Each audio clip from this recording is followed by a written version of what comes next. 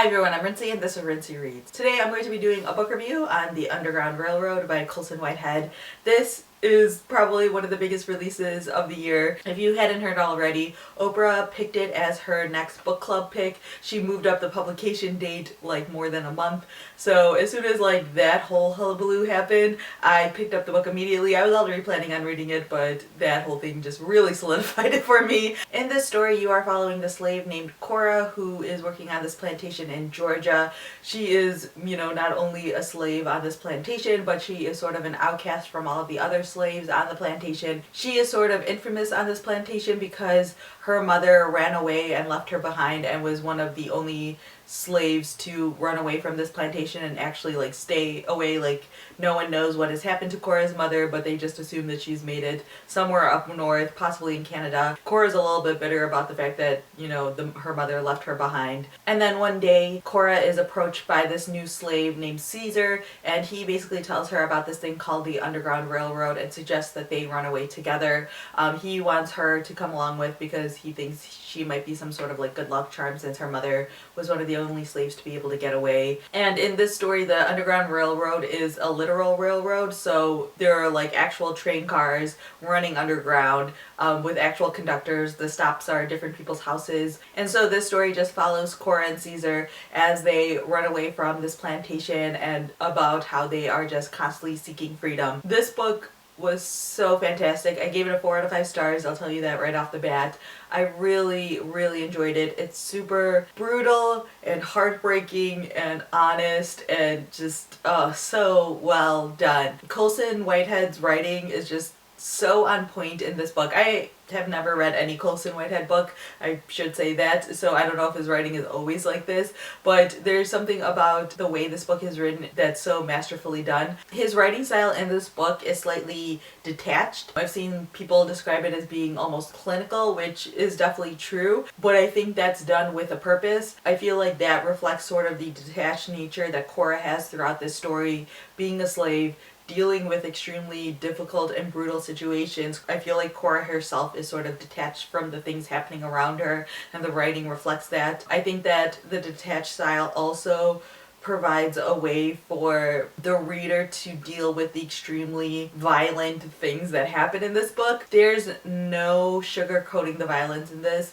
This isn't a book that's violent like A Brief History of Solving Killings was violent. There's less violence in this book than there is in that book, so that also helps as well. But I feel like the violence almost comes out of nowhere. There's no warning. There's no sort of like leading up to it. There was like points in this book where I was reading what was happening and I could see sort of like the tensions rising a little bit, but then all of a sudden someone would get like killed and you were just like, holy cow, did that actually just happen? I would have to like go back and reread passages because it happened so fast and it happened so quick and it was so immediate that I thought that I had missed something, but really that's just the way that white people treated slaves in those days. They didn't really wait around for explanations or anything. As soon as they were irritated with them, they would turn to violence. This book also does a really great job of discussing the ideas of freedom and what that really meant for any of these slaves or any black person living in the United States. Cora spends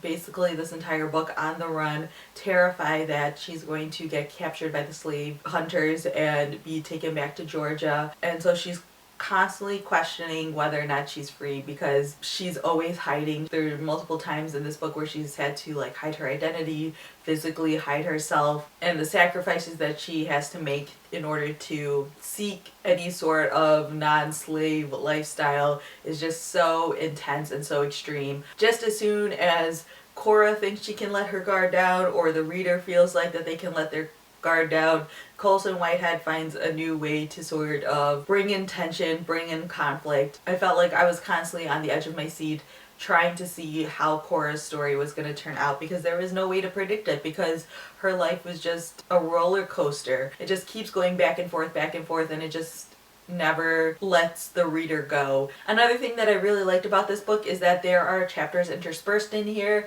from other characters' point of views. So you get to see the point of view of like a slave hunter, you get to see the point of view of Caesar, you get to see the point of view of like the wife of one of the people who agrees to sort of hide Cora in their house. And these chapters aren't like significantly long. So basically the way is like there's like a chunk or a section about Cora's life, and then there's like a one really quick chapter from the point of view of a character that you had just been reading about or had been a part of Cora's life in that previous chapter, and then you read another chunk and then you get another character's point of view. And I really enjoyed that because it just provided sort of another angle to this whole world. It sort of provided you as the reader some different point of views of why someone would be a slave hunter, why someone would not want to help out these slaves, or why someone would want to help out these slaves. What are the different things sort of driving these different characters? And I really enjoyed that. So yeah, in the end, like I said, I gave it a 4 out of 5 stars. Really highly recommended. I think the only reason why it wasn't a 5 out of 5 star